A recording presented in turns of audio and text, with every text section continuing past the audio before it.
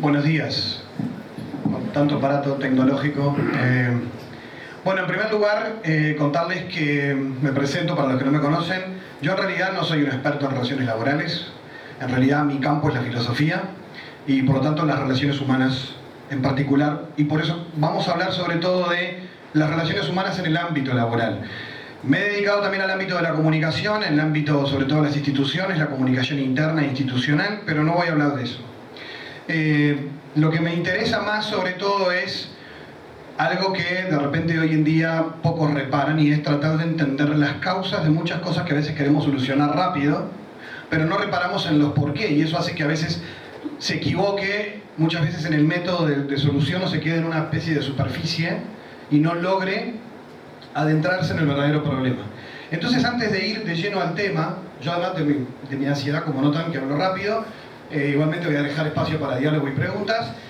Una de las cosas que les comento es que parte de lo que vamos a ver son titulares, pero que nos ayuden a tener un mapa del problema, ¿sí? Y un mapa de posibles soluciones. Y obviamente no me meto en relaciones laborales institucionales, no es mi campo, sí en el ámbito del clima laboral y de las relaciones a la interna del mundo laboral, ¿sí? Bueno, estos son dos tomas que hice del País, del empresario. Allí tienen, por ejemplo, algunas cosas que yo voy notando en el mundo, sobre todo noticias recientes del mundo de las relaciones laborales, y dice, bueno, agradecer y felicitar reconocimientos más valorados por el empleado local. ¿Cuáles son los secretos para mejorar el clima laboral? Y acá voy a empezar, perdonen, pero empiezo duro, y es, me parece de sentido común, y parecen grandes descubrimientos. Lo cual a mí a veces casi que me da cierta tentación. Decir que ahora las últimas investigaciones en neurociencias y en psicología positiva muestran que es muy importante, por ejemplo, para esto 2019, en un congreso en España reciente, plantear, acá está mal escrito, es conversaciones sobre valores en la organización, muy importante, fomentar los vínculos, relaciones fuera del trabajo, dar y recibir feedback, o sea, en el fondo es aprender a escuchar a los demás y estar abiertos. Y uno dice, pero a ver, este tipo de cosas, por lo pronto, parecerían demasiado básicas y se están presentando como grandes descubrimientos, hoy avalados por neurociencia y por investigaciones de campo. ¿Se me fue? Acá. Los mejores jefes de Uruguay se lucen por ser accesibles y comunicativos. Esto es un estudio de empresas, y entonces uno se pregunta, ¿esto no es sentido común? Sin embargo, parecería que ahora hay que darse cuenta que por ahí hay que ir. 5 prácticas innovadoras de las empresas con clima laboral, si se las leyera, son el ABC de las relaciones humanas. Entonces, lo que yo me planteo, a partir de entrar a rastrear muchas de estas, en Uruguay y en otros países, sobre todo en España, es esto. Los estudios actuales indican que lo que más se necesita en el ambiente laboral son buenas personas. La clave es la calidad humana, las virtudes, y lo que se necesita es educar en virtudes, que es educar en hábitos saludables, porque a veces hablar de valores son cosas genéricas, pero si vos no tenés el hábito de ser amable, si no cultivás la amabilidad, lo pones en un cartel, pero si sos un amargo, o sea, no va a salir. Y de hecho, esto que estoy diciendo es que Aristóteles lo escribió hace 2600 años, que los mejores hombres para gobernar cualquier institución son los hombres virtuosos. O sea, hay una relación directa entre la virtud y la capacidad directiva. Y por lo tanto, esos son los que hay que elegir. Y de hecho es un tema viejo ya, que uno a veces asciende a alguien que tiene una excelente capacidad técnica y cuando lo asciende destruye el equipo de trabajo. Porque a nivel de relaciones humanas es una persona incapaz de vincularse sanamente, de ser empático. Y ahora después de Goleman todo el mundo copado con la inteligencia emocional. Pero no es otra cosa que decir que tenemos que saber gestionar nuestro mundo emocional y no ser simios o robocops. Es eso. O sea, y libros, toneladas de libros sobre esto, pero que nos ayudan a ver que tal vez hemos perdido el norte o perdemos de vista el núcleo. Y las buenas personas son geniales en todos lados y no dependen de la situación. Fíjense que uno puede ir por la calle y encontrarse a dos personas que están trabajando de lo mismo. Un taxista, el chofer del ómnibus, y estando un lunes, peor día para muchos, un lunes de mal humor uno y el otro de buen humor. y de repente sus condiciones de trabajo son exactamente las mismas. ¿Y cuál es la diferencia? ¿Que uno lo motiva más? No, simplemente hay personas que encaran la vida distinto, y como encaran la vida distinto, encaran su trabajo distinto. Y eso no tiene que ver con estímulos externos, sino con una actitud ante la vida. Para eso, antes de ir a lo práctico, y las personas, permítanme, mi campo de filosofía, los voy a aburrir un rato mientras estén despiertos, y después, como para despertarlos, iremos a lo práctico. Pero primero voy a sobrevolar un poco dónde creo yo que están los conflictos hoy, que los conflictos laborales son la punta del iceberg, y quienes están en lugares directivos, es interesante que podamos entender el fondo del problema y no solamente la superficie, o cómo solucionar, cómo tapar el caño que se pinchó, sino de entender el sistema, ¿no? Y para eso, lo primero es entender que estamos en un cambio cultural sin precedentes, pero no me refiero solamente a la tecnología. Es más, la tecnología es un elemento más. El cambio cultural es algo así como la caída del Imperio Romano y el nacimiento de la Edad Media, o el fin de la Edad Media y la entrada en el Renacimiento. Es decir, es un cambio de cosmovisión, de mentalidad. Hay más distancia hoy entre un padre y un hijo culturalmente que la que puede haber entre ese padre y su tatarabuelo si se levantara de la tumba y charlaran. Es decir, obviamente hay un cambio de mentalidad, y eso genera problemas de comunicación, problemas de entendimiento y problemas de entender el presente. Cuando durante 4 siglos, en lo que llamamos la modernidad, del siglo XVI al XX, había como patrones comunes que funcionaban, y si funcionaron para mí, funcionan para mis hijos. ¿Cuál es el problema de una crisis cultural? Que lo que funcionó antes no funciona. Y entonces la gente vive en una incertidumbre tremenda en todos los campos de la vida. Si algo hay en una crisis cultural, es que no hay muchas certezas. Y se pone en cuestión todo lo de antes, las tradiciones, las religiones, la filosofía, las ideologías, porque lo de antes no servía, pero no servía hasta ahí nomás. Y entonces, ¿cuál es el peligro? Ahogarse en el presente y querer inventarlo todo ahora, y todas las soluciones cada día. Pero el problema es que esa crisis, y acá voy a un problema grande, es una crisis de la razón. Lo voy a hacer en una caricatura. La modernidad estaba centrada en el mundo de la razón, de las razones. La gente se cambiaba de religión por cuál era la verdadera. Lo que importa eran las ideas. No importa cómo te sentís, importa la verdad. Las guerras eran ideológicas, por quién tiene la verdad.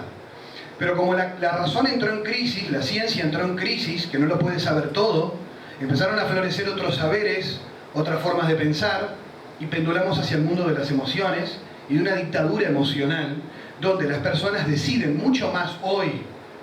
Siempre decidimos por lo emocional, pero hoy está casi que explicitado y atrofiado. Las personas hoy, cuando les preguntas por qué te cambias de religión, yo he hecho investigaciones de campo sobre este tema, y te dicen, porque me siento bárbaro. Pero ¿y eso es un bolazo? ¿Son chantas? Mirá, yo fui y estoy espectacular. Ese es el criterio. El criterio no es si hay verdad o mentira, si es cierto o no. El criterio es que me siento bien. Las personas antes argumentaban, ¿por qué no te casás? ¿O por qué te casás? Y defendías una tesis de maestría. No, en tu casa, ¿no? Por esto, por esto, por esto. Ahora le preguntas a la gente, ¿por qué tomaste tal decisión? Pintó, yo qué sé. Estamos viendo. No, pero ¿cómo? Pero no pensaste lo que está... Bueno, está, pero bueno, es lo que uno siente, ¿no? Y parecería que porque uno lo siente, es una decisión correcta. Cuando en realidad me muevo desde el mundo subjetivo, y ni que hablar, esto está afectando hoy, no voy a meterme ahí, pero ahí electoral, está afectando las discusiones. Las personas hoy ya no discuten tanto de ideas, se meten todo el tiempo unos con otros con su subjetividad. Entonces yo le digo a alguien, me parece que tu idea es estúpida, y el tipo dice, ¿por qué me decís estúpido a mí? No, que vos contigo no me metí. Estoy peleando con tu idea, pero no lo registro. Todo es una lectura personal. Esto ya lo pueden ir pensando en los ámbitos de trabajo, cuando uno quiere explicar algo y la gente con baja autoestima dice, está hablando de mí, me está criticando. Bueno, ese es un problema de la baja autoestima y que todo lo refiere. Pero la gente está demasiado hipersensible, todo, lo de arriba y lo de abajo, directivos, no importa dónde estés, si estás hipersensible emocionalmente, todo tiene que ver contigo. Y hay que explicarle a mucha gente, no todo tiene que ver contigo. Pero eso tiene que ver también con una cultura muy subjetivista e individualista. Los reclamos de las personas son sus reclamos personales, no importa el todo. Entonces el problema es que si no hay una mirada de bien común, en lo institucional, en lo empresarial, en lo político, estamos todos perdidos. Si lo que te interesa solo lo propio, pierdo la visión, pero es una cultura que empuja hacia eso. Obviamente, si no se puede creer en la razón, esto le pasó a la ciencia. ¿En qué quedamos? Si nadie puede tener la verdad, bueno, hay que ser prácticos. Ese es el lema del mundo actual, cada vez más. Ya no fue en la modernidad, pero ahora se activó más. Toda verdad es relativa, cada uno tiene su verdad, y por lo tanto, lo que para vos está bien, para mí no. Entonces, vamos a discutir 3 días. Y el pragmatismo, todo tiene que ser útil. Es más, todo tiene que servir para algo. El problema es que esta lógica para muchas cosas funciona, obviamente. Hay que ser prácticos en la vida en muchas cosas. Pero si sos práctico en todo, hay cosas que las destruís. Por ejemplo, las relaciones humanas. Los vínculos no tienen que servir para algo. Entonces a mí me dio gracia en un curso que hice sobre comunicación interna en un posgrado, que la persona que lo exponía decía, porque hay que hacer que las personas se sientan que importan. Entonces yo le decía, entonces no importa nada. Esa es tu estrategia. Pero la persona se va a dar cuenta que no le importa, así que tu cara es de plástico. Todos son muy importantes. Y en realidad yo no lo siento porque no es verdad. O sea, le estamos diciendo a la gente que el secreto es quererlos, ¿no? Y que se sientan queridos y de verdad. Entonces, si en los vínculos me vuelvo pragmático, me quedo solo y lo dejo al otro solo, porque es usarnos. Pero casi que se instala como natural. Obviamente, esto genera también, en una cultura donde yo me siento solo, desorientado, sin tradiciones fuertes que me sostengan, ¿a dónde voy a parar? Y me voy a recluir en mí. Las redes sociales lo amplifican, la gente vive detrás del me gusta. Lo amplificamos, entonces es una cultura narcisista y autorreferencial. ¿Qué es esto? Que las personas todo lo refieren así. ¿Nunca les pasó que llegan a un lugar y le quieren contar algo a alguien? Y le dicen, no, mirá, recién llegué, no pude estacionar y no sabes lo que me pasó. Y te dicen, vos sabés que a mí me pasó lo mismo y empieza a hablar de él. Y decís, vos, pero quería contarte algo. Pero enseguida el otro lo refiere a sí mismo y tiene una anécdota para contar. O llegás a un lugar, no, mirá, ¿cómo estás? No, estoy re cansado. Vos, yo no sabés, mirá, y ya arranca con él. Y vos decís, o lo hacemos nosotros también. Es decir, casi que hoy se compite quién está más agotado, ¿no? ¿Sabés? Yo hago mucho más, ¿no? Yo laburo el triple. Loco, al final nadie puede poner en evidencia quién es frente a otro y ser escuchado. ¿Por qué? Porque hay demasiada autorreferencialidad y la gente está muy sola, aunque esté rodeada. No se depriman, esto es solamente una cara, ¿no? Y una caricatura, así que vamos tranquilos. O sea, esto es solamente una mirada.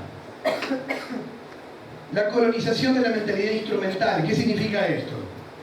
Significa que nosotros, como personas, trasladamos al ámbito de las relaciones humanas, de todos los vínculos familiares, laborales, la mentalidad instrumental. ¿Qué es la mentalidad instrumental? Es usar las cosas como medio. Es decir, yo puedo utilizar las cosas para alcanzar un fin. Esto lo decía Kant en el siglo XVIII. El ser humano es un fin y no un medio. Entonces, si Pablo es mi amigo, él es un fin, no un medio, porque los medios se usan. Un medio es un micrófono. Los medios son cosas, se pueden tirar. Tienen que ser útiles, si no, no sirven. Pero las personas no son útiles, son personas. Entonces, si él es mi amigo, me importa a él. Y si de repente quiero ir a comer una pizza, una mozzarella, la mozzarella será el medio para encontrarme con él. Pero ¿qué pasa si hoy yo me levanto y el anhelo más grande de mi existencia es clavarme una mozzarella? Entonces Pablo pasa a ser un medio, porque si no viene él, vendrá otro, pero a mí lo que me importa es eso, y entonces la persona pasa a ser un medio. Fíjense que esto pasa en todos los ámbitos, no es que seamos tan egoístas, pero lo naturalizamos. Yo he escuchado gente que me dice, bueno, pero en una relación de pareja no tiene que evaluar costos y beneficios. No, flaco, no es una empresa. O sea, así te va a ir. O sea, para amar a alguien, los que aman saben que tiene muchos costos y muy pocos beneficios a la vista. Sin embargo, paradójicamente, es lo que nos hace más felices. Amar y entregarnos.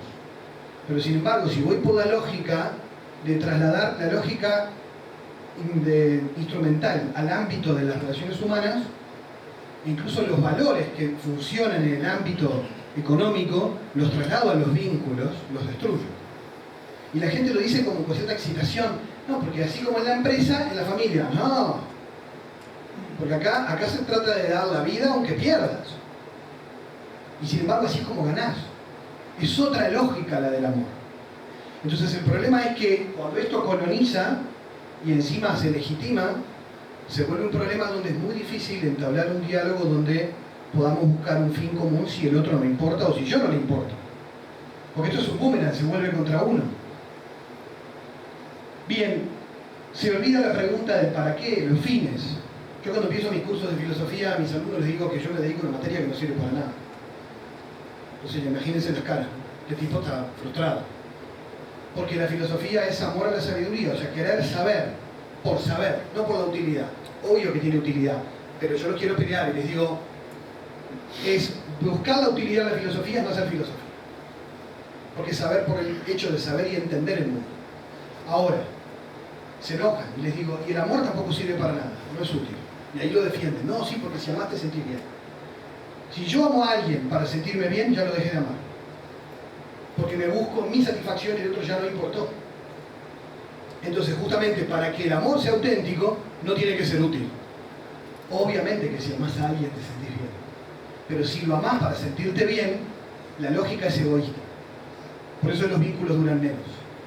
Porque parecen productos de consumo para que yo simplemente me sienta un rato bien y cuando no, afuera.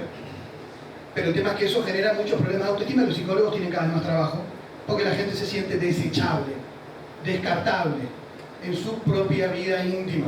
Imagínense en otro ámbito. No sé si han leído, conocen La Sociedad del Cansancio, un ensayo de un filósofo coreano-alemán, Han, Ale de Barberi, está copado el libro, le vive dando.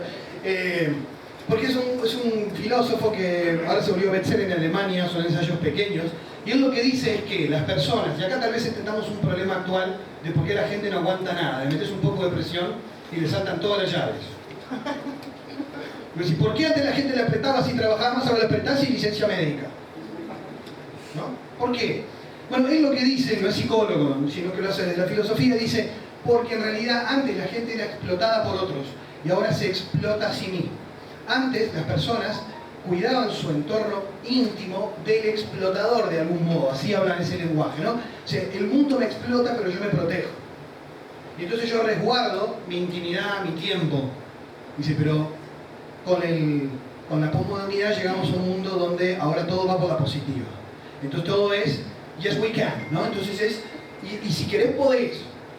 Y entonces como si querés podés, dicen, te explotás a vos mismo y te acostás y te levantás contestando mails y ese cerebro no para y entonces como hay que rendir y competir, la gente está, dice Han, hiperagotada de sí misma. No me cansan los demás, me canso yo de vivir así. Entonces la gente hiperagotada, justamente por la cultura del rendimiento y de la competitividad, entra en una lógica donde siente que un tiempo gratuito, que es el que nos sanea, el tiempo con otros, libre, gratuito, es una pérdida de tiempo. Entonces, miren que esto, lo digo, me pasa a mí, me ha pasado que a veces estoy haciendo algo y digo, voy a descansar un rato y digo, pero podría escribir un artículo. Y mi esposa me dice, quédate quieto un rato, ¿no? O sea, porque mira que... O sea, no todo tiene que ser producir el tiempo. Porque ese tiempo se quema así. Y está estudiado por neurocientíficos que salud mental equivale por lo menos a 2 horas de silencio diarios. Silencio, o sea, no celular. Que puede ser leer un libro o tomarse un té tranquilo y mirar la pared. Y eso genera creatividad. La gente está quemada, no puede pensar porque está totalmente como atolondrada de tanta información, de diluvio informativo que tiene en la cabeza. Entonces necesita tiempo. Por eso está de moda la meditación, vieron que todo el mundo hace yoga. Pero ¿saben cuál es el problema? Dice Han, lo hacen en función del trabajo, no lo hacen porque es bueno descansar. No, tengo que reparar porque así después sigo. Entonces esa cabecita no cambió el chip. Entonces todas esas cosas que en realidad me deberían hacer bien para una calidad de vida mejor, están en función de la productividad líquida. Bueno, esa es la teoría de él, que creo que tiene bastantes cosas que pueden ser pensables para el hoy. ¿Cuál es el secreto? Para no deprimirse, ¿cuál es el secreto para no agotarse tanto? Dice él, aprender a ser vulnerables con alguien. Él dice, si yo me dejo amar por otro, si me puedo apoyar en otro, yo descanso. Pero la gente que no tiene dónde reposar, se explota todo el tiempo. Yo necesito reconocerme vulnerable. Los grandes líderes son personas que son capaces de saberse vulnerables y vivir con alegría su vulnerabilidad. Quien no tolera ser vulnerable en algún aspecto, no solo se engaña, sino que no descansa nunca. Porque tiene que mantenerse siempre en la vitrina fuerte, ¿no? O sea, algún reducto, después de la familia, la amistad, algún reducto tengo que tener para salvarme de esto. Bueno, ya lo mencioné, el descanso en función del trabajo. Dice Han que está en contra de que hoy estamos más acelerados. Yo lo podría rebatir un poco, pero que estamos muy acelerados. Él dice, no, en realidad es que el tiempo se ha roto. ¿Qué quiere decir esto? Que como la gente no tiene un sentido por el que vivir, el tiempo ha perdido su ritmo, su hilo conductor. Todo el tiempo son todos los instantes iguales y entonces eso genera una ansiedad tremenda. Porque si todo es importante, nada es importante. Si yo aprendo a jerarquizar cosas en la vida, aprendo a tener un equilibrio entre vida personal, familia y trabajo. Pero si no tengo una jerarquía de valores, de sentido de la vida, me toma el torbellino que yo mismo construyo. Y bueno, y esto no es novedad, ya lo mencioné. Pérdida de habilidades sociales en la familia, en la escuela. El gran problema de la educación hoy no son los métodos pedagógicos y didácticos, no son cambios de programas. Es que los niños no están aprendiendo a vincularse humanamente. No estamos dedicando tiempo en la familia y en la escuela a que aprendan a escuchar. Ahora voy con la siguiente, que de repente ahí va a quedar más claro. Perdón. Antes de seguir con el tema de la familia, que lo voy a retomar después, quise colocar esto como una advertencia peligrosa. Unos temas que conversé con Paulo antes. Hay dos respuestas extremas y engañosas a enfrentar la crisis cultural actual. La primera, muy uruguaya, pesimismo apocalíptico. La asedia, que es eso de nada te interesa, nada te llena, la gente queda como gris. La desilusión, la resignación. Y es muy uruguayo eso de que cuando encontrás a alguien con ganas decís, ya vas a venir cansado, y toda esa pasión y esos sueños, sí, ponete a laburar y ya. O sea, y en realidad es esa cosa de no sueñes demasiado, achatemos todo, es esta dinámica de lo gris, de aplastar al otro y aplastarme yo, y hay lo que hay y manejate, ¿no? Y en realidad eso termina como diciendo, bueno, estamos en el horno, hay que sobrevivir. Pero eso lo que hace es generar una chatura y un pesimismo que daña a la persona y al ambiente. Es muy nuestro, ¿no? Que a veces uno va ¿y cómo va todo? ¿Y cómo va a ir? Bueno, está, pará, tranquilo, ¿no? Le preguntás a uno la temperatura, che, ¿qué soy meteorólogo? Yo, bueno, está, o sea, al fin de cuentas, es como una cosa que uno tiene que remar contra la corriente de un pesimismo aplastante. Por eso ahora están de moda las charlas motivacionales hace años, porque la gente está muy desmotivada. Entonces hay que ¿no? prender el motor, pero el problema es que eso funciona como una especie de medicamento por un rato, porque lo que tiene que solucionar es algo más interno, mucho más profundo. Segunda opción extrema y para mí peligrosa, el optimismo ingenuo, ¿no? Ahora es pecado si no sos optimista. Todo el mundo tiene que estar feliz, todo el mundo tiene que estar contento. Pensamiento positivo como creador de realidad. Hay una teoría esotérica que está de moda en los libros de autoayuda, no sé si la escucharon, la ley de atracción. Entonces yo le doy al universo algo positivo, el universo me devuelve. Entonces es una cosa como que si yo pienso positivo, me va positivo. A ver, hay una cosa que es cierta en psicología, que si uno tiene una actitud positiva, en muchas cosas le va mejor en la vida, porque si yo estoy engripado y tengo una mejor actitud que el otro que está engripado y deprimido, seguramente yo voy a trabajar y el otro no. La actitud positiva me predispone a cambios positivos. Pero una falacia es creer que la actitud positiva cambia la realidad, crea realidad nueva. Porque entonces quien cree en esas cosas tipo ley de atracción como que fuera una cosa científica, tendría que explicarse que la gente, o sea, en el fondo es muy individualista y niega la realidad de las injusticias sociales y los problemas estructurales. Habría que pensar que la gente que muere de hambre en África porque no visualiza la comida positivamente. Ya, uno dice a Miguel, porque morbo, duro, ¿no? Pero en realidad esto funciona para gente que no tiene demasiados problemas, entonces bueno, hay que ser positivo. Sí, pero cuidado. Porque en realidad hay que ser realista. El término medio es que yo tengo que ser optimista, pero con un sano realismo. Porque si no, el optimismo ingenuo además tiene un peligro muy grave. Genera mucho más daño de frustración en la persona. ¿Saben por qué? Porque todo es yes we can, yo puedo, todos podemos, dale arriba. Entonces el tipo que después, ¿qué concluye? Que si no pudo, culpa de él. Y se frustra. Entonces en realidad yo le deposito a la persona toda la carga del éxito. Lo que pasa es que no tenés actitud. No, flaco, pasa que concursé y había otro que tenía mejor currículum. No, es un tema de actitud.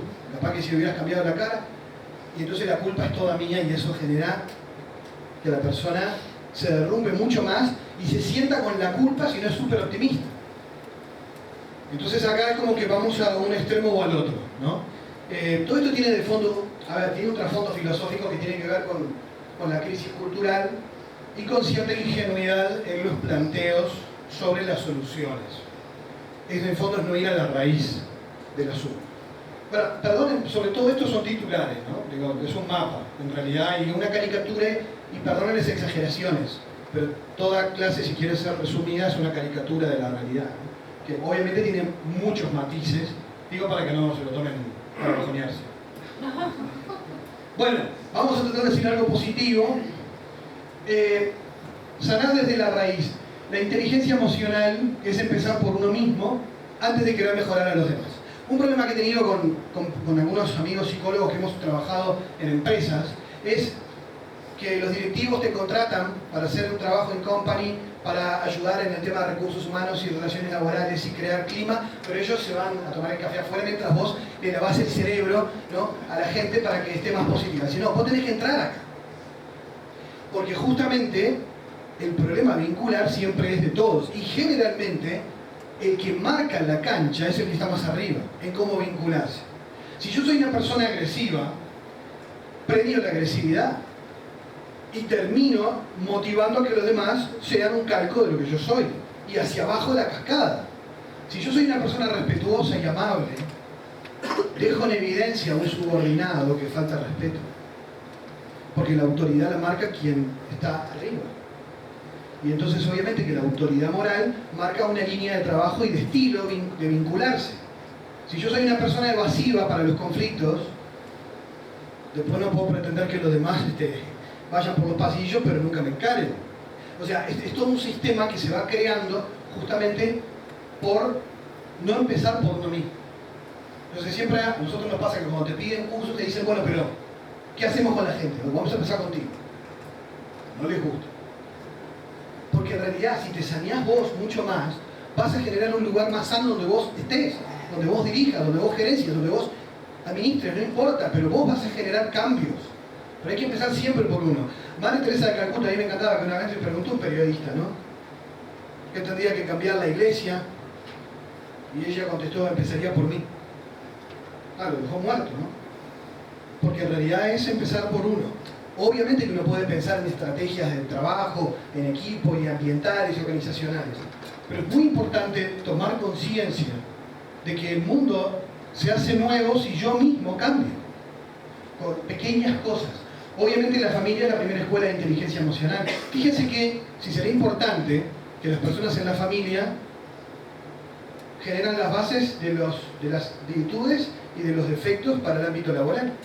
Porque en la familia aprendemos que límites, aprendemos a respetar nuestros límites y los de los demás. Una persona que no le respetaron sus límites, se la van a llevar puesta, después va a ser denuncia por mobbing. Pero en realidad es porque no sabe poner límites, no sabe decir que no, porque se la llevaron puesta. A esperar. Si yo a un niño no le aguanto que esté haciendo el berrinche y le doy el celular con Peppa Pig para que se calle, y entonces lo que hacemos es solucionar todos los problemas rápido, porque no puede esperar, después no puedo pretender que esa persona adulta, cuando pide algo, lo quiere para ayer. No sabe esperar, no tiene el cultivo de la paciencia, palabra que hoy molesta, y es una virtud clásica. La paciencia es una virtud. El que sabe esperar es una persona virtuosa, pero hoy nadie puede esperar nada. Entonces, si la persona no tiene el cultivo de la virtud de la paciencia, va a ser una persona que no se va a aguantar a sí misma. Y esto se aprende, y no se asusten, porque esto se puede aprender en cualquier edad de la vida. Durante años la psicología nos enseñó que todo es clave los primeros 5 años de vida. Hoy sabemos por las neurociencias, la neuroplasticidad del cerebro hace que cualquiera pueda aprender a tener paciencia a edad muy alta. Es decir, no importa tu edad, siempre podés hacerte. Hay cosas que no, pero gran parte de las habilidades vinculares se pueden construir. Y eso tiene que ver con las habilidades básicas. ¿Cómo resolver los conflictos? Hoy a veces se contrata gente para que lo resuelva, ¿no? Y antes, ¿qué hacía la gente con más madurez emocional? Reunión, encare, ¿qué pasó? Como gente adulta. Se habla, se escucha, se trata de entender. No se necesita ser un experto. Pero el problema es que la inmadurez emocional hace que las personas, si en su casa, ante los conflictos, no se habla, se huye, se encierra, de adulto terminamos haciendo lo mismo. Porque es el patrón que seguimos para resolver conflictos. Encárgate vos. Y vos decís, pero ¿no puedes hablar? Y eso tiene que ver con habilidades básicas. Bueno, muy importante fortalecer la propia autoestima. Muy importante. Esto es un curso solo de un año, ¿no? Fortalecer el autoestima, no estoy haciendo publicidad, pero el fortalecer el autoestima tiene que ver con quererse, aceptarse, valorarse. Y si yo me quiero y me acepto, voy a ser mucho más sano para vincularme. Fíjense que la baja autoestima en cargos directivos es una bomba de relojería. Porque una persona con baja autoestima suele competir todo el tiempo. Porque cuando yo siento que elogian a Paulo, y siento que me están criticando a mí, si tengo baja autoestima. Y en realidad estaban elogiando a él. Pero yo lo siento como un ataque y necesito mostrarme, ¿no? Porque necesito mostrarme yo, porque en el fondo vivo el vínculo siempre como en mi contra. La gente con baja autoestima suele ser autoritaria. ¿Por qué? Porque en el fondo se siente insegura. Si yo necesito decirle a mis alumnos, acá el profesor soy yo, acá el gerente soy yo, es porque perdiste. O sea, yo no necesito pararme en los pedales del carro. Porque yo hice tal cosa y tengo tal título y tal posgrado. Muy bien. Pero me está cerrando. O sea, si yo necesito pararme en mis méritos para decirte que mi palabra vale, es porque yo creo que no vale nada. Pero si yo me valoro, no tengo miedo de que otro quiera competir conmigo. Es más, suele pasar que los líderes con alta autoestima promueven que los demás crezcan. El líder con baja autoestima necesita que todos estén por debajo de su media para él poder brillar. Entonces lo que hace es anular al resto. Y obviamente generar mucha resistencia. Muchos problemas vinculares, por no decir la mayoría, tienen que ver con problemas de autoestima. Las personas se sienten atacadas. Es más, la querés corregir, persona con baja autoestima, si yo te digo, tenés tal defecto, la persona en vez de sentir que tiene un defecto, siente que eso es todo. Entonces, me dijiste que soy lento, pero después tenés un montón de cualidades.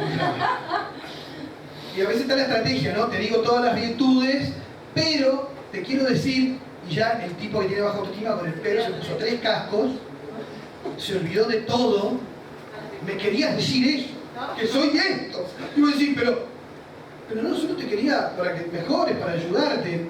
Entonces, el problema es que si de chiquito a la gente le dijeron, cuando seas alguien en la vida, ya le dijeron que no es nadie.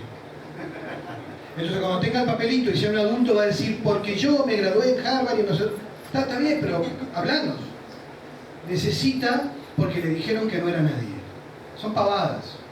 Pero en realidad, el tema de la baja autoestima es una cosa a la que hay que estar atento, porque a veces las personas que llamamos tóxicas o problemáticas, en realidad están hipersensibles por su autoestima. Y de repente en otros lugares la tratan mal, y en el único lugar que se siente útil es en el trabajo, es lo que le da autoestima, y si yo le marco el defecto, la persona siente que hace todo mal y se deprime. No digo que vayan por ahí por la vida de psicólogos, pero sí que es importante darse cuenta que esto está. Pero el primero en el que tengo que trabajarlo es en mí, porque todos, nadie se escapa, nadie tiene una autoestima 100% sana. Todos en nuestra vida nos han comparado, nos han destratado, y capaz que tenemos alta autoestima para algunas cosas, pero en otras la tenemos baja. Entonces, darme cuenta que muchas veces el problema soy yo. ¿Por qué me molesta esto? Preguntarme. ¿Por qué me molesta que esta persona sea así? Hay gente que no la conoce, no te hizo nada y la ves, mirá cómo habla, se hace ver. En realidad me molesta a mí por algo. Me molesta que brille. Pero el problema soy yo.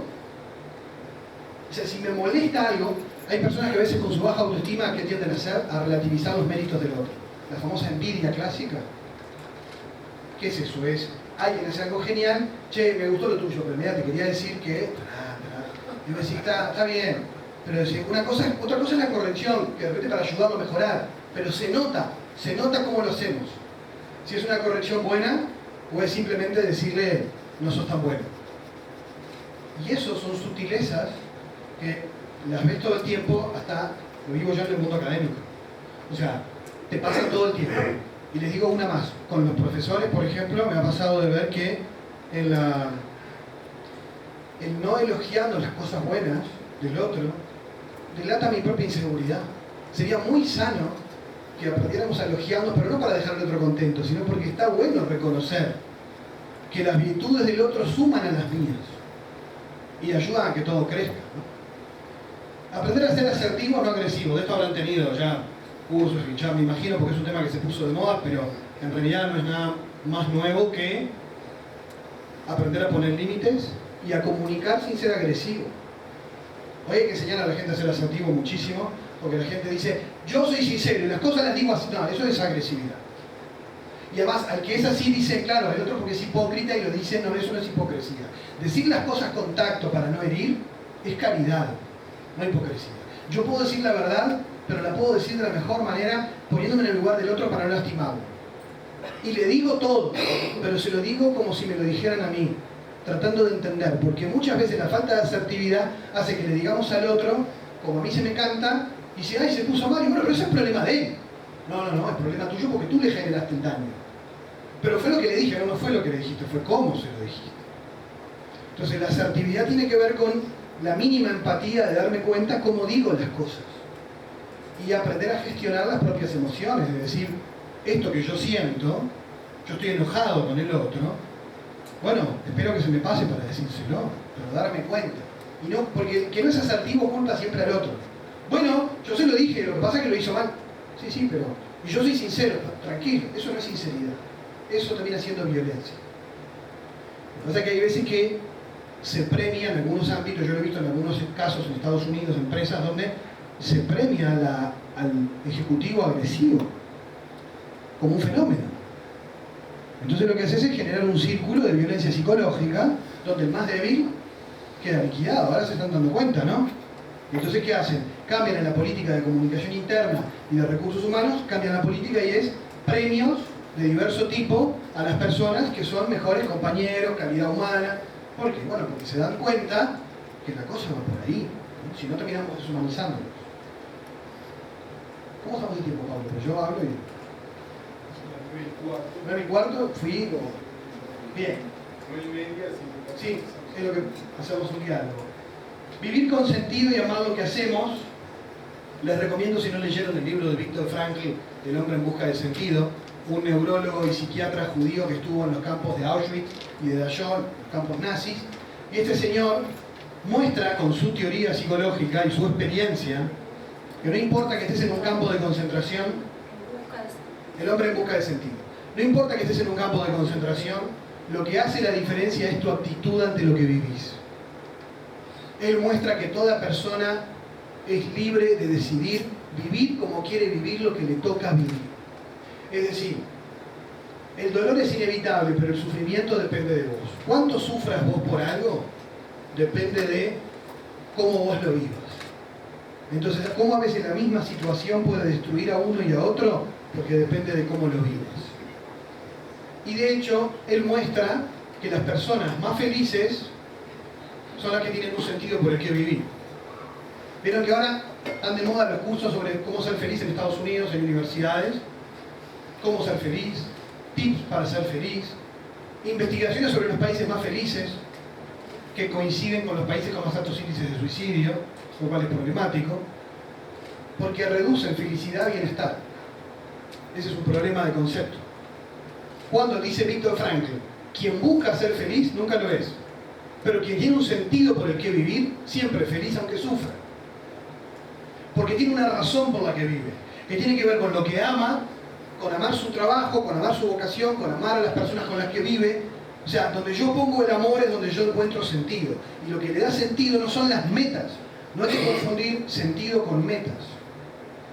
El sentido es la razón más profunda por la que vivo y por la que hago las cosas. Entonces, cuando las personas tienen un sentido por el que vivir, no las para nada. No las detiene ningún sufrimiento. Pueden bancarse cualquier cosa, porque tiene sentido lo que hacen. Pero cuando lo que hacen pierde sentido, todo es un infierno. Porque no hay sentido. Y es importante ayudar a las personas a vivir con sentido. Y de hecho, las personas que viven con sentido salen por la vida encendidos a la calle, ¿no? Uno se los encuentra y dice, este tipo tiene ganas. ¿Pero por qué? ¿Por qué está contento? ¿Por qué está contento? Cuando de repente te enterás que tiene muchos problemas, porque tiene sentido lo que hace. Este es otro tema enorme. Y él habla mucho de la libertad interior. Hay que ser protagonistas, dice, no víctimas. Siempre estamos pensando que la culpa de que estemos mal la tiene el contexto, el clima, la economía, la política y los demás. Frankl demuestra en un campo de concentración que no importa tu contexto, vos sos libre interiormente de vivir esta situación, por más complicada que sea, como vos quieras vivirla. Y de eso nadie te puede privar. Esa libertad siempre la tenés. Los demás pueden querer destruirte, como los nazis querían destruirte. Pero yo puedo elegir no entrar en ese juego y vivir esto como yo quiera vivirlo. ¿Y saben qué decía Frankl? Yo me tomé la experiencia en el campo como voy a aprender algo. Sabía que podía, lo más seguro era que iba a morir. Pero se puso un objetivo, voy a aprender. Entonces, mi sentido de la vida acá es aprender y mantener viva la esperanza. Contra eso los nazis no podían. O sea, el contexto hostil no puede contra tu interior. Vos decidís cómo vivís lo que te toca vivir. Enseñar eso a la gente le hace que no estén siempre de víctimas de todo. O sea, aprender que vos podés con tu actitud, claro, todo eso, el secreto es la actitud, ¿no? También otra cosa de eslogan, el secreto es la actitud, pero tiene que ver con esto de fondo en realidad. Tiene que ver con que ahora las neurociencias vienen haciendo investigaciones de esto en Estados Unidos y en Europa, demostrando eso, que no importa el contexto, se llega a demostrar que las personas son capaces de ser positivas y de ser amables cuando no tendrían razones para hacerlo, pero deciden hacerlo. En el fondo tiene que ver con una decisión, porque yo soy capaz de. O sea que, ¿qué hacer? Son los secretos de Aristóteles, tienen 2600 años. Ser buena persona, aprender a escuchar, ser amable. Fíjense que la amabilidad, que parece una cosa tonta, cuando subís al ómnibus o vas a algún lugar, nos estamos hablando de un ser humano y ni lo miramos. Y es un ser humano. Y de repente yo me voy a sentar y si le llego a decir permiso, el otro se asusta porque no está acostumbrado que alguien le hable. ¿No? Es decir, el ser amable, hasta incluso si soy amable para pedir algo, la gente ya sospecha qué me quiere hacer. Porque nos hemos desacostumbrado, es triste, pero nos hemos desacostumbrado del buen trato. Hoy, las personas que más se destacan en cualquier cargo son las personas que tienen estas características. Les cuento una experiencia personal. Trabajé en la gerencia de una empresa hace poco tiempo, pero después me fui, y en un medio de comunicación. Y de las cosas más lindas que me pasó cuando entré en la gerencia de programación fue que dediqué la primera semana a escuchar a todo el mundo. Me hice la prueba de escucharlos y pasara por mi oficina y sin hora, y sin tiempo, y después agendamos con otro. Y yo le dije, yo no te puedo prometer, porque había muchos problemas, solucionar todo eso, pero me interesa saber cómo ves vos, cómo te ves vos, cómo te sentís acá. Hubo gente que casi emocionada te decía, es la primera vez en la vida que me pasa esto. Y después me llama el jefe y me dice, che, qué cambio de clima acá. Y no hay recetas mágicas, lo único que hice fue dedicar tiempo a escuchar. Pero la gente a veces la escuchás, pero no la estás escuchando porque estás pensando cómo vas a solucionar algo. Fue hacer lo mínimo que me tocaba hacer de mi trabajo, lo mínimo indispensable, porque quería el resto del tiempo para escuchar. Claro, después que haces eso, ya la confianza, ya muchas cosas que a veces te costaba pedir, ahora era más fácil. Porque sencillamente la gente te aprecia si vos los apreciás. Porque es ida y vuelta, pero no por estrategia. Que sientan que te importan. Entonces, la escucha, digo, no pongo como ejemplo porque mi ansiedad no me deja ser muy bueno en muchas cosas. Pero creo que la escucha es fundamental. Pero la escucha atenta. Sin querer solucionarle nada, porque está esa cosa de que si escucho un problema tengo que solucionarlo, ¿no? Capaz que no está en mí solucionártelo. Pero que sientas que igual me importa. Y eso hace la diferencia. Porque a veces la gente tiene miedo de, fulano quiere hablar contigo. Bueno, que venga mañana, me tengo que preparar psicológicamente a ver qué respuesta le doy. No, yo te escucho. Puedes ver si te doy una respuesta, pero te puedo escuchar. Pero eso es una habilidad que se cultiva. La amabilidad, el respeto, el cuidado y la gratuidad, ¿no? La gente hoy la escandaliza la gratuidad. Que yo te llame ¿Cómo andás? Bien, bien. ¿Qué precisabas? No, te llamaba para ver cómo andabas. ¿Qué estás solo? ¿Estás aburrido? ¿Qué te pasa? O sea, muy raro que alguien sea gratuito. Y en realidad el amor, por definición, es gratis. No busca nada más que el bien del otro. Y ahora te ponen tips para que la gente se lleve mejor. Llamarlo para ver cómo se siente. Se te están diciendo, por favor, querelo un poco. O sea, aunque sea como estrategia, pero bueno, la idea es que no es una estrategia. Vivir con sentido. Obviamente quien lidera y tiene una vida con sentido contagia ganas de vivir y de hacer las cosas bien. No hay secreto. Quien no vive con sentido y no tiene ganas de vivir, transmite toda la amargura al ambiente en el que está. O sea, es más, amarga a que viene contento. A veces pasa también que uno tiene que ser sincero con la gente. Yo a veces venía de mal humor al trabajo, porque me revientan los problemas de estacionamiento en Ciudad Vieja.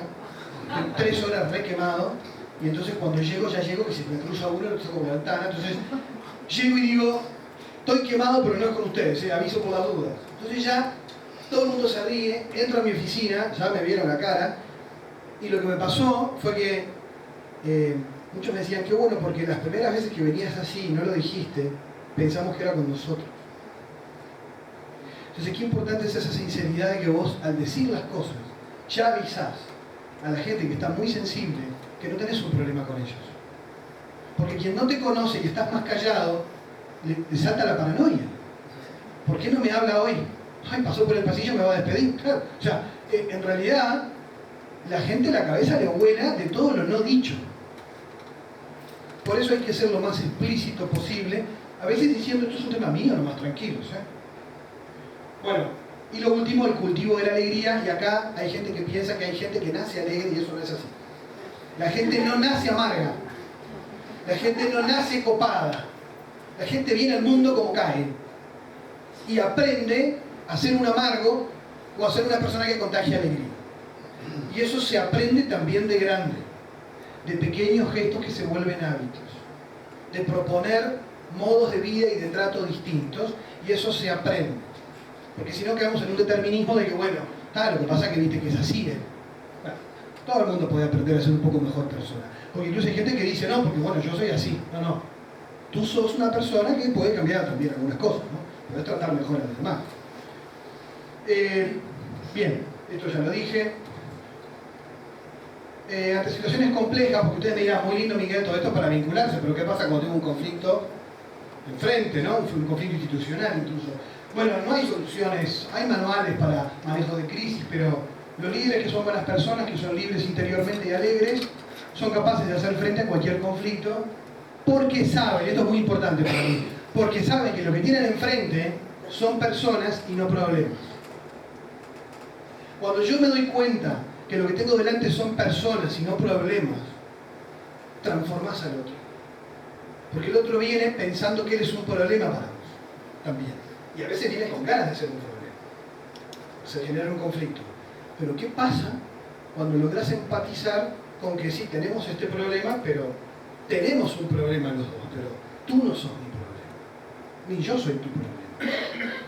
Esta distinción es fundamental, que la tradición judeocristiana ya tenía claro con distinguir al pecado del pecador. Si una cosa es la persona y otra cosa es lo que hace. Cuando no distinguimos la persona del problema, bueno, sí, salimos corriendo, porque lo que se viene, nadie quiere tener un problema.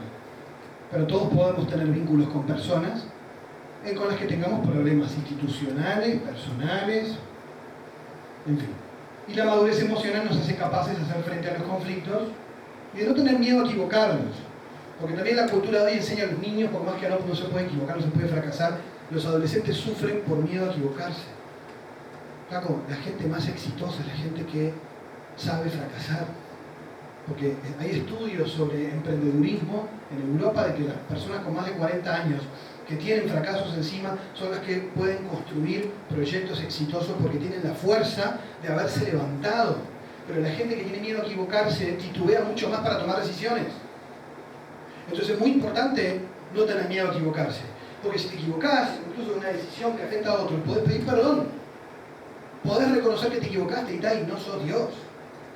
pero harás lo mejor para... A ver, no es tampoco ser un irresponsable, sabemos, ¿no? O sea, pensé la mejor solución, esta es la que yo tomé y me hago cargo, me equivoqué, bueno, está.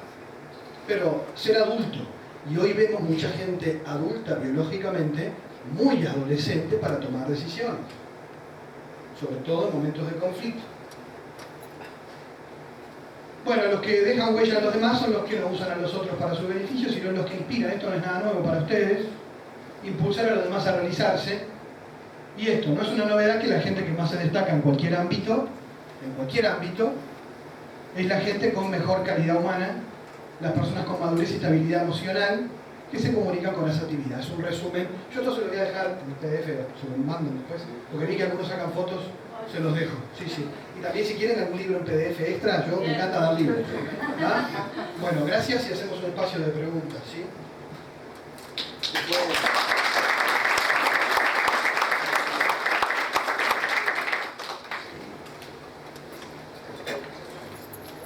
Yo acá tengo la primera pregunta. Dale.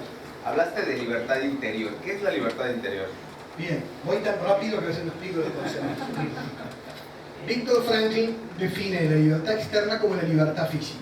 Si yo estoy en un calabozo, tengo muy poca libertad externa. No puedo ir a ningún lado porque estoy ahí encerrado. La libertad interior es la capacidad de decidir interiormente aunque no pueda cambiar mi entorno. Es decir, yo estoy en una cárcel, encerrado, y puedo elegir mirar la pared, hacer flexiones de brazo, rezar, meditar, deprimirme, lo elijo yo. Sí, la libertad interior es lo que hago yo con mi actitud interior, que la decido yo, frente a la realidad que me toca vivir. Es decir, nosotros solemos pensar que las cosas, como nos sentimos, es por culpa de lo que nos pasa afuera. Y Frank te va a decir, no, tú sos libre de vivirlo de otra manera. Depende de vos. No, es que mirá lo que me hacen, mirá cómo me hablan, mirá cómo me hacen sufrir. Sí, te hacen mucho daño, pero tú podrías ignorar eso. Tú podés elegirlo.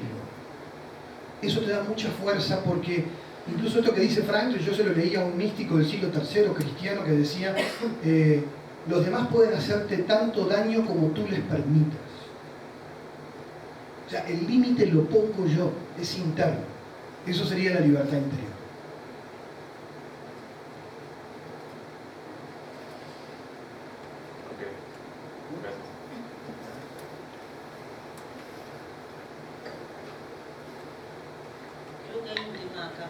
O un objetivo de muchos de los que vinieron hoy, sí, pensando en la conflictividad laboral y en cómo encarar esas situaciones, ¿no?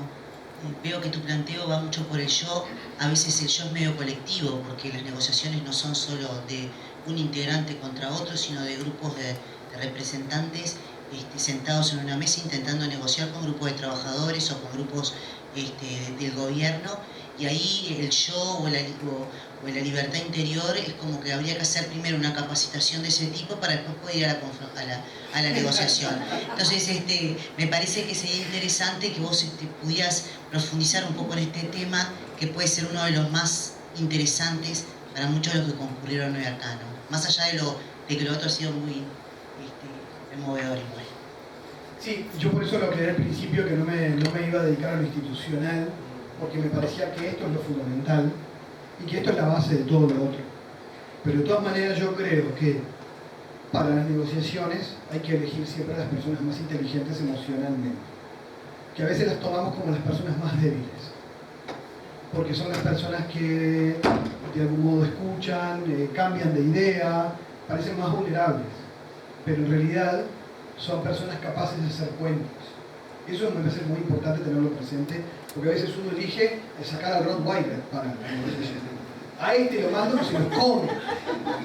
Bueno, claro, si tu decisión final es la destrucción masiva, manda a él. O sea, ahí también hay un tema de gestión de recursos, ¿no? de personas también, de cómo yo gestiono una reunión. Porque yo estoy decidiendo el conflicto dependiendo de quién vaya, ¿no? O sea, los voceros, todo eso tiene que ver también con pensar en estas habilidades, pero coincido en que hoy ya se están dando cuenta hace años, en casi todos los ámbitos empresariales, que la formación técnica genera una hipertrofia técnica y no tenemos personas con habilidades humanas básicas que es triste decirlo, que la empresa tenga que hacer lo que no hizo la familia.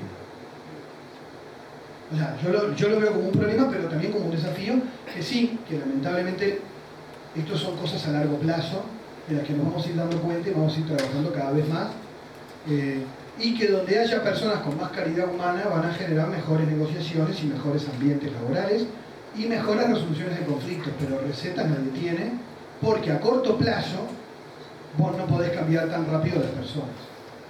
Ya estás en el baile y tenés que bailar, con lo que tenés. O sea, que lamento no tener la receta, pero... Sí, te contesté, pero...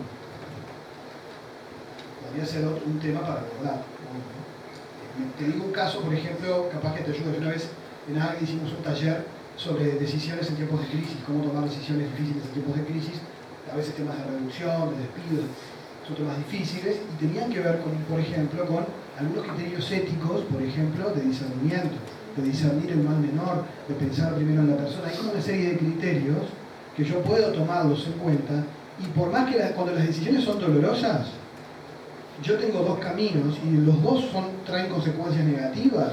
Hay un principio básico que es elegir el menos malo, hay principios que es pensar en la persona, bueno, pero obviamente a nadie le gusta, sobre todo cuando estás solo con una decisión, porque es la decisión tuya al final, a nadie le gusta tomar decisiones que afecten a otros. Pero bueno, el tema es cómo yo lidio con eso primero. Y eso, por eso necesitan, yo creo que hoy los directivos que están más solos son los que más necesitan apoyo para gestionar sus emociones cuando justamente se van a dormir con una volqueta arriba del hombro porque decidieron cosas que desearían no estar ahí para decidir, ¿no? Pero bueno, y ahí uno habla de qué tipo de apoyos se pueden dar, eso es otro tema, ¿no? Pero la ventana se abre y... Perdone por la rapidez. Sí. Describiste muy bien a las personas con baja autoestima, ¿verdad? Y lo tóxicas que pueden ser en un ambiente laboral.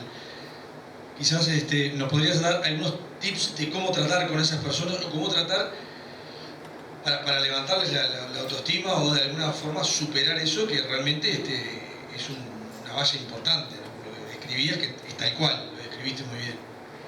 Bueno, hay alguna serie de cosas, si quieren, después también les mando, tengo unos artículos sobre eso, que son como tips de síntomas de baja autoestima y cómo ayudar. Entonces, como son largos, se los mando a Pablo y le sigo mandando cosas. La clave de la autoestima es la aceptación. Entonces, muchas veces, aceptarse. La persona tiene que aprender a aceptarse como es. Muchas veces las personas vivimos con un yo ideal, y entonces siempre decimos, si yo hubiera esto, si yo hubiera lo otro, si yo hubiera... Y eso es irreal. Porque si volvieras para atrás con la máquina del tiempo, harías lo que hiciste. Entonces no, te vivís pegando con un yo que no es real. Entonces hay veces que ayudar a las personas a aceptarse, pero con los niños hasta los grandes, decirles, está bien. O sea, ¿cuál es el problema? O sea, desdramatizar primero. La persona con baja autoestima dramatiza mucho. Entonces tú hay que desdramatizar. ¿Cuál es el problema? O sea, si vos, claro, a veces hay que fortalecerle, algunos son un agujero negro, ¿no? Si es patológico es un agujero negro, y ahí no les conviene entrar. Pero ahí va ayuda de tratamiento extra, ¿no? Pero muchas veces las personas es simplemente el tratarlas con amor siempre y valorarles lo que hacen, ayuda a fortalecer su autoestima. Lo que pasa es que siempre van a estar buscando eso, entonces uno para no caer en consentir también tiene que ayudarlos a que ellos se valoren. Y eso tiene que ver con que aprendan a quererse, por ejemplo, y a valorar lo que hacen, pero eso es todo un ejercicio de mostrarse.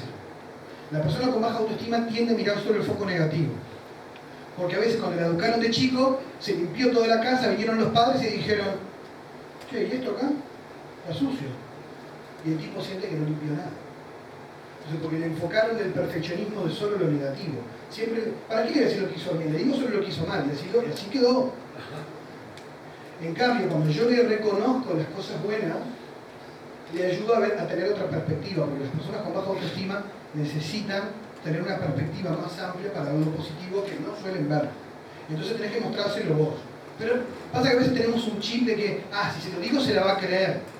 Y estás seguro que no se la va a creer. Al revés, va a sospechar que se lo decís para que se sienta bien. La persona con baja autoestima dice, me lo dice porque en el fondo quiere que me sienta mejor, pero no es real.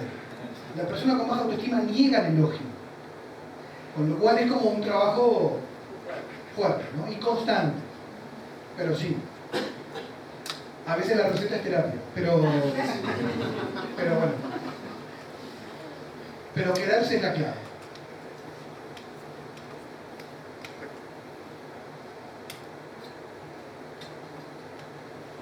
¿Qué pasa en los altos cargos cuando tenés la autoestima muy elevada? Autoestima muy elevada. Te voy a decir que a veces las personas que parecen con autoestima muy elevada la tienen baja en realidad. Porque es el contrapeso que necesitan hacer. Para la persona soberbia es una persona de baja autoestima. La persona con alta autoestima se siente tan bien consigo misma que no necesita brillar. Brilla solo. No necesita imponerse. No necesita decir solo yo estoy y los demás queden pintados. Porque la alta autoestima te permite no ver a nadie como un competidor. Pero en cambio, la baja autoestima puede dispararse para dos lados. Los que tienen baja autoestima andan por la vida, tipo de loser. Bueno, todo el día a mí nadie me quiere, como pidiendo por favor que alguien le diga que lo quiere. Nadie me reconoce nada, y llora, y llora, y llora, y es del libro de las lamentaciones. O el otro extremo de la baja autoestima es la soberbia infumable. O sea, la persona que tiene que crear una imagen tan potente es porque descree de sí mismo. Y además vos sacás esa muralla y te encontrás con alguien que se ve al espejo y ve un mosquito. Hay veces que hay personas que tienen alta autoestima en algún aspecto. Y entonces, ¿qué hacen? Como eso es lo que les da autoestima, potencian solo esa dimensión de su vida. Pero el tema es que cuando les vaya mal en eso, se derrumban como niños. Porque de repente la persona es muy pobre en autoestima en otros campos, pero en las ventas es el uno. El día que un colega le ganó, el tipo se deprimió. Entonces no tenía tan alta autoestima. Su autoestima dependía solamente de su éxito. Entonces una autoestima pobre. Pero eso es bastante complejo porque dependiendo de para dónde dispare, ¿no? Y en realidad también necesitan sentirse queridos tal como son, con sus defectos, sin miedo. Mirá que podés equivocarte y no pasa nada. Tranquilo. Y entonces no puede creer porque él es el uno, ¿no? Y a veces uno piensa que las personas soberbias necesitan que le bajemos el autoestima. Y como no te diste cuenta que la tenía baja, cuando le entras a pegar, sacan el Godzilla de adentro. Porque vos le entras a dar en el defecto y el tipo en realidad no la tiene alta la autoestima. Es soberbio, que no es lo mismo.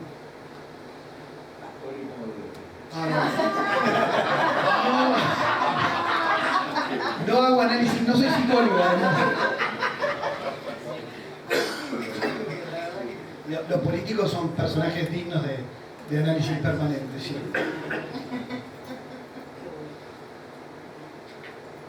Bueno, nada más entonces, muchísimas gracias a todos. Esto es un ejemplo de lo que ACDE vive haciendo, también hacia el interior de los grupos de reflexión empresarial, de los grupos del programa GADE, que también ustedes pueden integrar este tipo de grupos, así que están todos invitados también a ponerse en contacto con nosotros y a interiorizarse más. Muchísimas gracias, Miguel, un aplauso a que se